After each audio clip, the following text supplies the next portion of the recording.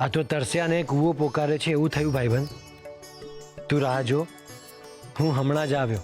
આમ પણ તારા શ્યામ કાકાને તું વર્ષોથી નથી મળ્યો ને. ચાલ, હું હમણાં જ આવ્યો. તમે તમારું વચન તોડી રહ્યા છો નાથ. તમે આસક્ત થઈ રહ્યા છો. જુઓ નાથ, આ છે ગોરાની તમારા માટેની ભક્તિ, જે તમારી આંખોથી વહી રહી છે. આ તમારી આસક્તિ છે. આ અમૂલ્ય મોતી કેમ વહાવી રહ્યા છો તમે? આને આમ વ્યર્થ ના જવા દેવાય નાથ.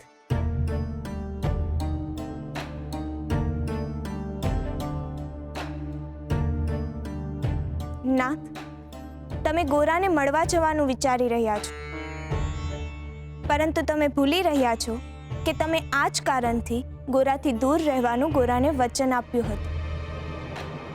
તમે તો ભગવાન છો ને તમારા કેટલા બધા બાળકો છે ને? મેં તમારી રાહ પણ જોઈ છે.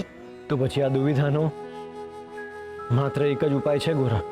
બોલો, શું છે મારા આ તકલીફનો? મારે તારા તરફની આસક્તિ દૂર કરવી પડશે. એ કઈ રીતે થાય ભાઈબંધ? એ જ રીતે જે રીતે ભૂતકાળમાં થયું હતું.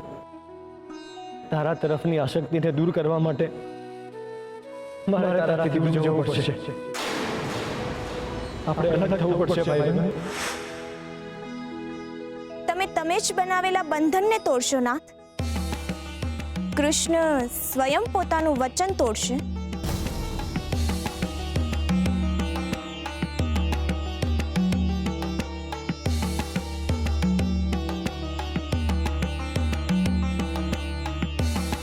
તમે સાચા છો રૂકમણી, પણ હું શું કરું? ગોરાનો સાદ મને એની તરફ ખેંચી રહ્યો છે. હું આસક્ત થઈ રહ્યો છું એના તરફ. અને હવે હું જ્યાં સુધી ગોરાને મળીશ નહીં ત્યાં સુધી હું સ્વસ્થ નહીં રહી શકું. હું વચન તોડી રહ્યો છું, કારણ કે વચન કરતા પ્રેમ પર છે રૂકમણી. એક પરમ સત્યને સાચવવા માટે હું સત્યને તોડીશ. હું ગોરાને મળવા જઈશ. હા રૂકમણી, આમ જોવા જઈએ તો ગોરાની વાત સાચી છે. હું એને છેતરી રહ્યો છું. મારે આવું ના કરવું જોઈએ ને. તમે કઈ રીતે? રૂકમણી, મારી આસક્તિના લીધે મને જ્યારે જ્યારે પણ ઈચ્છા થઈ ત્યારે કોઈને કોઈ પ્રકારે મેં ગોરાને જીવી લીધો છે. પણ એ વિચારો ના મને જોઈ શકે છે ના મને અડી શકે છે. યાદ છે રૂકમણી, વચન લીધા પછી પણ હું લંગડો કુંભાર બનીને ગોરાને મળી આવ્યો હતો. ભાઈ, આ લંગડા કુંભારને માટી ખૂંદાવી છે. કોઈ છે જે આ કામ કરી શકે? હા ભાઈ, હું ખૂંદી આપીશ માટી.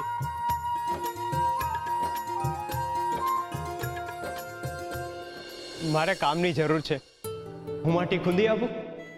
હા ભા, ખૂંદી દો તો હારું. હરી તમારું હારું કરશે. હા, તમારું નામ શું છે? વિઠ્ઠલ. વિઠ્ઠલ. મારા ગામમાં બધા મને વિઠ્ઠલનો કુંભાર કહીને બોલાવે છે. લ્યો, તમારા નામમાં તો હરિનું નામ છે. હું જાણું છું કે મારે વચનનો ભંગ ન કરવો જોઈએ. પણ હું શું કરું રૂકમણી? ગોરાના સાથથી હું પોતાની જાતને રોકી નથી શકતો. હું ઘણા પ્રયત્નો કરું છું, પરંતુ ગોરા દિવસ રાત મારું જડણ કર્યા કરે છે.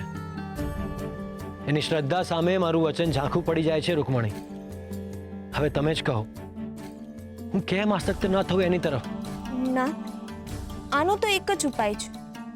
જો એવું બને કે ગોરા થોડા વખત માટે તમને યાદ જ ના કરે તો? તમે હવાને હાથમાં બાંધવાની વાત કરી રહ્યા છો રૂકમણી.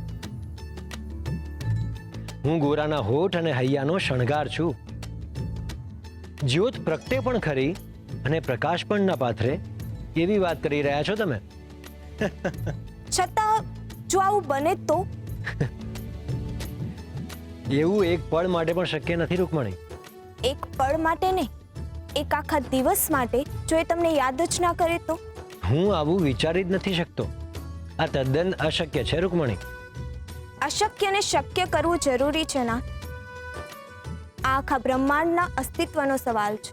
અને આ કઈ રીતે શક્ય કરશો તમે? ચાલો એક રમત રમીએ. કેવી રમત?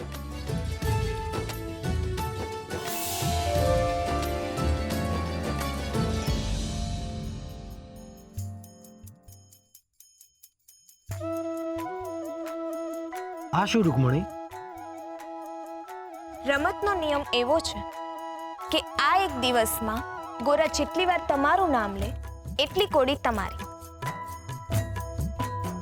અને તકલીફમાં જેટલી વાર તમારું નામ ના લે એટલી કોડી મારી. તો દિવસના અંતે જેની પાસે વધારે કોડી હશે એ રમત જીતી જશે. રૂકમણી, આ રમતમાં તમે નિશ્ચિત જ હારશો, કારણ કે પાણી ભરેલા વાદળ સામે તમે વરસાદ ના પાડવાની શરત રાખો છો. ગોરા એક દિવસ માટે મને યાદ ના કરે એવું તો ક્યારેય શક્ય ન બને. અને જો આ રમતમાં હું જીત્યો તો મને શું મળશે? એ જે તમારે જોઈએ છે. ગોરાને મળવાની પરવાનગી? પણ તમારે મને એક વચન આપવું પડશે કે તમે જાણી જોઈને ગોરાના મોઢેથી તમારું નામ નહીં બોલાવડાવો. એની આવશ્યકતા જ નથી. ગોરા શ્વાસ લેવા કરતા પણ વધારે મારું નામ લે છે.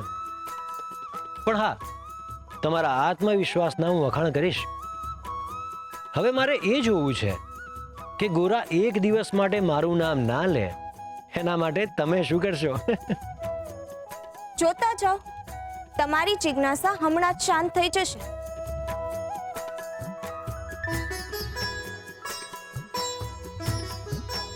સાંભળો છો? હા મારે તમારી સાથે કંઈક વાત કરવી છે. હા બોલો.